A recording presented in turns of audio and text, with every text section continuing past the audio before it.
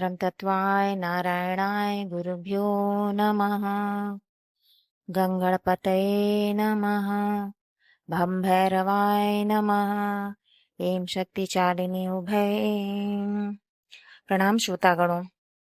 आज मैं श्री दुर्गा सप्तशती में वर्णित 11वें अध्याय का हिंदी में पाठ करने जा रही हूँ, तो आप सभी इसे ध्यान से सुने और माँ की कृपा प्राप्त करें। सर्वबाधा विनिर्मुक्तो धन सुतान्वित मनुष्यो मत्प्रसादेन भविष्यति न संशयः। तो पाठ प्रारंभ करते हैं। मैं भुवनेश्वरी देवी का ध्यान करता हूँ।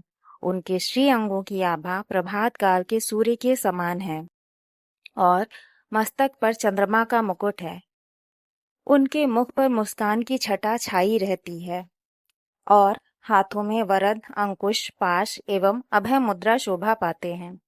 ऋषि कहते हैं, देवी के द्वारा वहां महादैत्यपति शुंभ के मारे जाने पर इंद्र आदि देवता अग्नि को आगे करके उन कात्यायनी देवी की स्तुति करने लगे। उस समय अभीष्ट की प्राप्ति होने से उनके मुख कमल दमक उठे और उनके प्रकाश से दिशाएं भी जगमगा उठी थीं। देवता बोले, शरणागत की पीड़ा दूर करने वाली देवी हम पर प्रसन्न हो। संपूर्ण जगत की माता प्रसन्न हो। विश्वेश्वरी, विश्व की रक्षा करो। देवी, तुम ही चराचर जगत की अधीश्वरी हो। तुम इस जगत का एकमात्र आधार हो, क्योंकि पृथ्वी रूप में तुम्हारी ही स्थिति है। देवी, तुम्हारा पराक्रम अलंघनीय है। तुम ही जल रूप में स्थित होकर संपूर्ण जगत को तृप्त करती हो। तुम अनंत बल संपन्न वैष्णवी शक्ति हो। इस विश्व की कारणभूता परा माया हो। देवी, तुमने इस समस्त जगत को मोहित कर रखा है। तुम्हें प्रसन्न होने पर इस पृथ्वी पर मोक्ष की प्राप्ति कराती हो। देवी, संपूर्ण विद्याएं तुम्हारे ही भिन्न भिन्न स्वरूप हैं। जगत में जितनी स्त्रियां हैं वे सब तुम्हारी ही मूर्तियां हैं। जगदम्ब, एकमात्र तुमने ही इस विश्व को व्याप्त कर रखा है। तुम्हारी स्तुति क्या हो सकती है। तुम तो स्तवन करने योग्य पदार्थों से परे एवं परावाणी हो।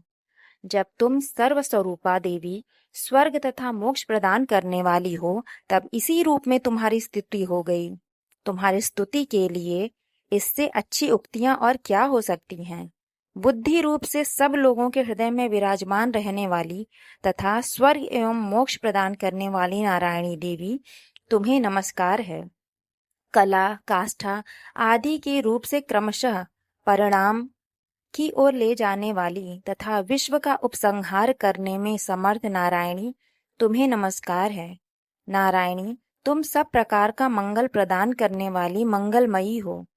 कल्याणदायिनी शिवा हो। सब पुरुषार्थों को सिद्ध करने वाली शरणागत वत्सला, 3 नेत्रों वाली एवं गौरी हो। तुम्हें नमस्कार है।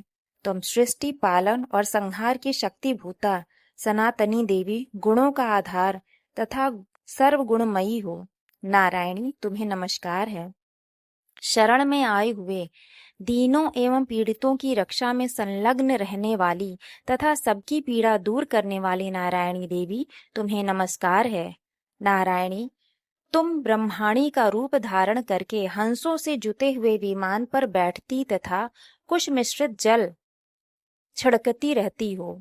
तुम्हें नमस्कार है। माहेश्वरी रूप से त्रिशूल, चंद्रमा एवं सर्प को धारण करने वाली तथा महान वृषभ की पीठ पर बैठने वाले नारायणी देवी, तुम्हें नमस्कार है। मोरों और मुर्गों से घिरी रहने वाली तथा महाशक्ति धारण करने वाली कौमारी रूप धारिणी निष्पापे नारायणी, तुम्हें नमस्कार है। शंख, चक्र, गदा और शारंग धनुष रूप उत्तम आयुधों को धारण करने वाली वैष्णवी शक्ति रूपा नारायणी, तुम प्रसन्न हो। तुम्हें नमस्कार है। हाथ में भयानक महाचक्र लिए और दाढ़ों पर धरती को उठाए वाराही रूप धारिणी कल्याणमयी नारायणी, तुम्हें नमस्कार है।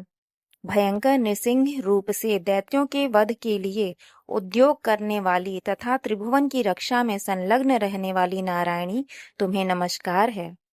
मस्तक पर किरीट और हाथ में महावज्र धारण करने वाली, सहस्र नेत्रों के कारण उद्दीप्त दिखाई देने वाली और वृत्तासुर के प्राणों का अपहरण करने वाली इंद्र शक्ति रूपा नारायणी देवी तुम्हें नमस्कार है।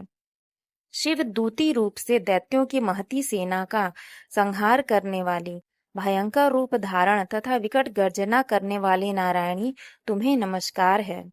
दाढ़ों के कारण विकराल मुख वाली मुंडमाला से विभूषित मुंडमर्दिनी चामुंडा रूपा नारायणी तुम्हें नमस्कार है।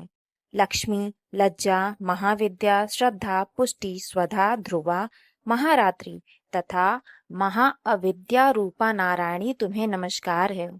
मेधा, सरस्वती, वरा, भूति, बाभ्रवी, तामसी, नियता तथा ईशा रूपिणी नारायणी तुम्हें नमस्कार है। सर्व स्वरूपा सर्वेश्वरी तथा सब प्रकार की शक्तियों से संपन्न दिव्य रूपा दुर्गे देवी, सब भयों से हमारी रक्षा करो, तुम्हें नमस्कार है। कात्यायनी, यह 3 लोचनों से विभूषित तुम्हारा सौम्य मुख सब प्रकार के भयों से हमारी रक्षा करे, तुम्हें नमस्कार है। भद्रकाली, ज्वालाओं के कारण विकराल प्रतीत होने वाला, अत्यंत भयंकर और समस्त असुरों का संहार करने वाला तुम्हारा त्रिशूल भय से हमें बचाए, तुम्हें नमस्कार है। देवी, जो अपनी ध्वनि से संपूर्ण जगत को व्याप्त करके दैत्यों के तेज नष्ट किए देता है, वह तुम्हारा घंटा हम लोगों की पापों से उसी प्रकार रक्षा करे जैसे माता अपने पुत्रों की बुरे कर्मों से रक्षा करती हैं। चंडिके, तुम्हारे हाथों में सुशोभित खड्ग, जो असुरों के रक्त और चर्बी से चर्चित है, हमारा मंगल करे, हम तुम्हें नमस्कार करते हैं। देवी, तुम प्रसन्न होने पर सब रोगों को नष्ट कर देती हो और कुपित होने पर मनोवांछित सभी कामनाओं का नाश कर देती हो। जो लोग तुम्हारी शरण में जा चुके हैं, उन पर विपत्ति तो आती ही नहीं। तुम्हारी शरण में गए हुए मनुष्य दूसरों को शरण देने वाले हो जाते हैं। देवी अंबिके, तुमने अपने स्वरूप को अनेक भागों में विभक्त करके नाना प्रकार के रूपों से जो इस समय इन धर्मद्रोही महादैत्यों का संहार किया है, वह सब दूसरी कौन कर सकती थी।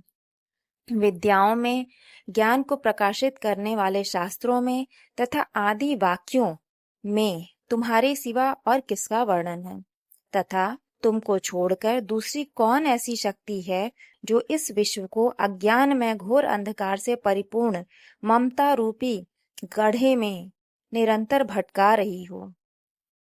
जहाँ राक्षस, जहाँ भयंकर विष वाले सर्प, जहाँ शत्रु, जहाँ लुटेरों की सेना और जहाँ दावानल हो, वहाँ तथा समुद्र के बीच में भी साथ रहकर तुम विश्व की रक्षा करती हो। विश्वेश्वरी, तुम विश्व का पालन करती हो, विश्व रूपा हो, इसलिए संपूर्ण विश्व को धारण करती हो।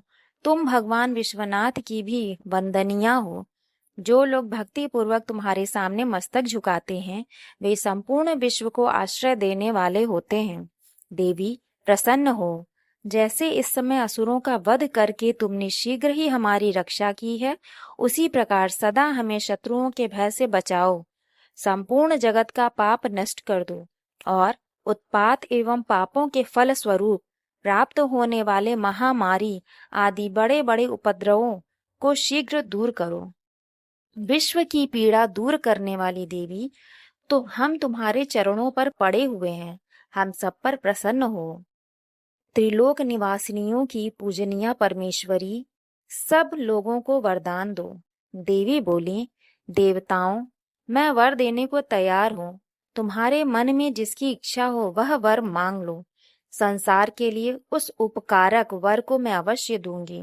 देवता बोले, सर्वेश्वरी, तुम इसी प्रकार तीनों लोकों की समस्त बाधाओं को शांत करो और हमारे शत्रुओं का नाश करती रहो।